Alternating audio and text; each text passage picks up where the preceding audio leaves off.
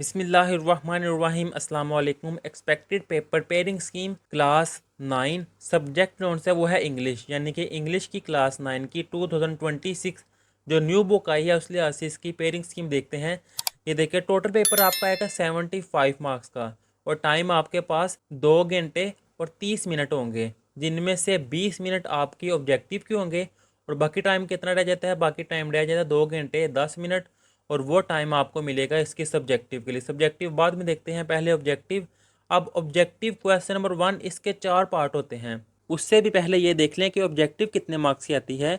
Objective total 19 marks की आती है, जिसमें से इसका ए पार्ट 5 मार्क्स का ये होता है, बी पार्ट 4 मार्क्स का, सी पार्ट 5 और डी पार्ट मार्क्स का। अब A part, choose the correct form of verb and fill up the bubble. Bubble आपने अपनी आंसर शीट होगी जो वहाँ पर बबल फिल करने हैं, वो मैं आपको सिखाऊंगा। जब आपके पेपर आएंगे मैं आपको सारा सिखाऊंगा कि आपने कैसे बबल फिल करने हैं और कॉपी को स्टार्ट कैसे करना है, प्रेजेंटेशन कैसे करनी है, वो मैं सारा आपको सिखाऊंगा। आपने परेशान नहीं होना। अभी आप अपनी तैयारी स्टार्ट करें। अब इससे नेक्स्ट बी पार्ट है, chosen the verb with correct spelling, यानी कि 4 वर्ड दिए होंगे, उनमें से जो करेक्ट स्पेलिंग होगा उस लिहाज से आपने बबल फिल करना है। फिर इससे next C part, chosen the correct meaning of underline word and fill up the bubble. कि जो वर्ड लिखा होगा उसका जो करेक्ट मीनिंग होगा उसको आपने अंडरलाइन करना है, उस लिहाज से आपने बबल फिल करना है। फिर D part, choose the correct option according to the grammar and fill up the bubble. Grammar के लिहाज से जो करेक्ट ऑप्शन होगा वहाँ पर टिक करना है, उस लिहाज से आपने बबल फिल करना है। 5 ये आएंगे। अब इससे नेक्स्ट इसका सब्जेक्टिव पार्ट जो कि टोटल 56 मार्क्स का होता है।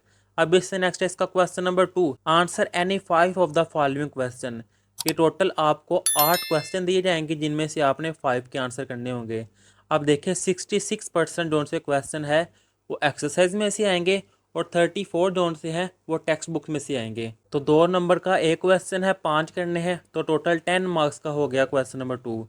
Question number 3, translate any 2 of the following paragraph into under री राइट इनटू सिंपल इंग्लिश। यानी कि इंग्लिश के 3 पैराग्राफ दिए जाएंगे, उनमें से आपने कोई से 2 की ट्रांसलेशन करनी है और वो पैराग्राफ आपकी टेक्स्ट बुक जोन सी है उसमें से आएंगी। और 4 नंबर का एक पैराग्राफ होगा, टोटल 8 नंबर का क्वेश्चन है क्वेश्चन नंबर 3। क्वेश्चन नंबर 4 है, write down the summary of the poem. जो आपने पोएम पढ़ी हुई है उनमें से कोई एक पोएम आएगी, उसकी आपने समरी लिखनी है। ये देखिए लिखा हुआ है फ्रॉम टेक्स्ट बुक। अगर आपने ये नहीं करना तो उसके लिए चॉइस होगी explain the stanza with reference to the context. ये भी समरी के लिहाज से आपने सीखा होगा, लेकिन ज़्यादातर बच्चे जो से है वो समरी ही करते हैं। Question, use any 5 word patterns idioms in your sentence. ये 5 अल्फाज दिए होंगे जिनके आपने जुमले बनाने हैं। 5 नंबर का ये क्वेश्चन है, समरी भी आपकी 5 नंबर की होगी।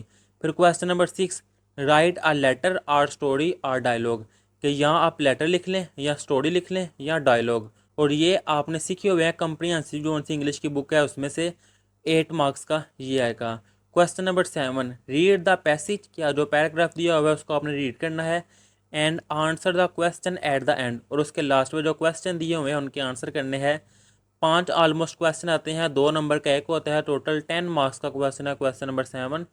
क्वेश्चन नंबर 8 है, translate any 5 sentence into English. कि उर्दू के 5 सेंटेंस दिए होते हैं जिनको आपने इंग्लिश में कन्वर्ट करना होता है।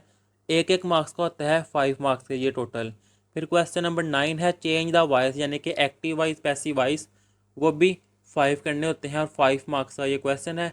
टोटल बन गया ये 56 और 19 मार्क्स की ऑब्जेक्टिव, टोटल पेपर 75 मार्क्स का। आप अच्छी सी तैयारी करें।